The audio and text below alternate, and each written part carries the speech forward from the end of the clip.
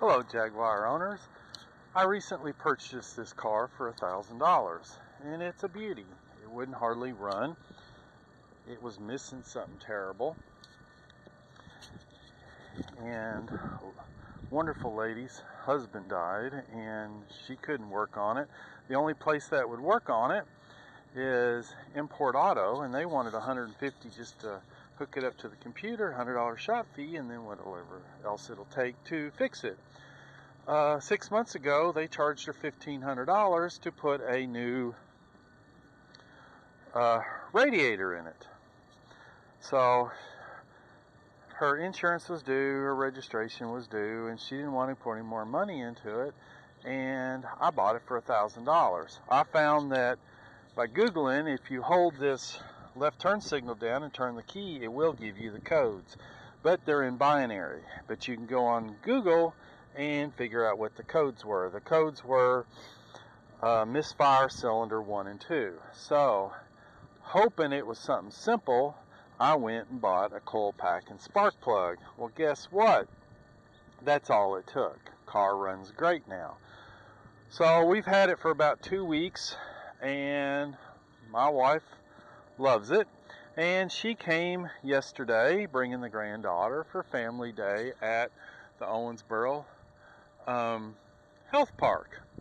But when she left, her thumb accidentally hit, I think they call that the stem, the left stem. But anyways, she turned the lights on. She left and went to the health park. About 2 hours later, she comes out, and I guess it was 3, comes out and the battery's dead. Well, what do?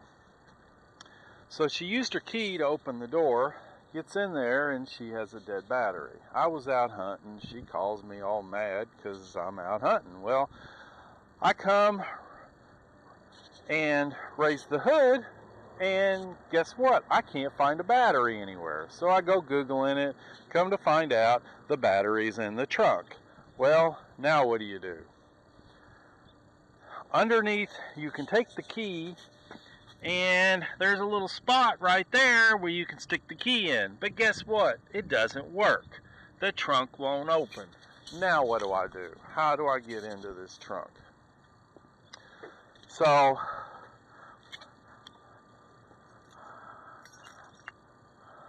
I take a key, stick it in here, unlock the front door. Open the front door, reach around, open the back door. Here is the kicker. The back seat has several tabs to take the back seat out, where what you do is you turn these and the back seat lifts out. Well, that's all great and good.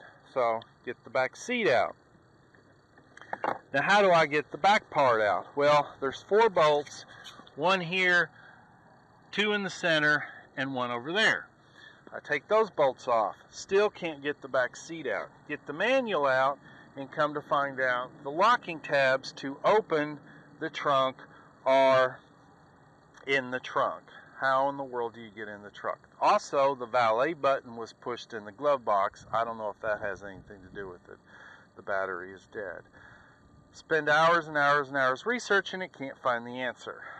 Also, you must remove the side panels, and I busted one on the other side until I figured out you simply slide your hand between the seats and hit this lever, push down on it, and the side covers will pull out here, and then you just lift them up, bend this back, and it'll come out there. But you still have to get in the trunk. So what I did was laid on my head upside down and pulled the seat back, shined a flashlight in there, and I took my Berkshire earth anchor that I use trapping, and I get in here and I see these little pull levers right there. Well, I don't know if I tore them up or what. At this point, I don't care. I'm selling the thing and getting a Chevy. So this is what was holding them on that I probably broke. But anyways, I got them off. Then you go get a 5-year-old kid and have them crawl back in there and pull that little emergency release lever in the back. I now have hooked a string to it so I can pull it there. So you need something like this: earth shower berth, stake driver, T-bar, stick, something. But that actually worked absolutely wonderful. I am going to leave my string attached to this and hide it under the seat sometime. Now I get to the battery's completely dead. I could have jacked the car up and hooked a jumper pack to the starter to possibly have done this. But at the time last night, the ground was soaking wet. She's pulled up mulch in front of it, and it's a new car, and I don't even know how to jack it up yet. But anyways, if a battery's completely dead, I hate to jump it because there's a good chance I could fry the alternator. So then I have to run home, get more tools after looking at it. And the 3 tools I used to get it out was 5/16 ratchet wrench. You will have this attached here, this tie down, and down there. Both of those will remove with a 5/16 wrench. But then the positive cable took a 10mm. I could not get that off, did not have a screwdriver to pry it open, so I took a pair of pliers, wiggled it back off, and got it open. So finally, in the car, got the battery out.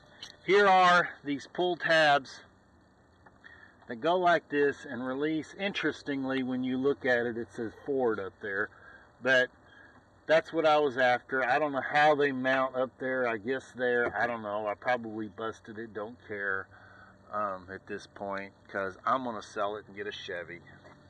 But anyways, I'm now in here, take the battery home, charge it all day, and then we'll be good to go. Hope you don't have this problem. It was a nightmare.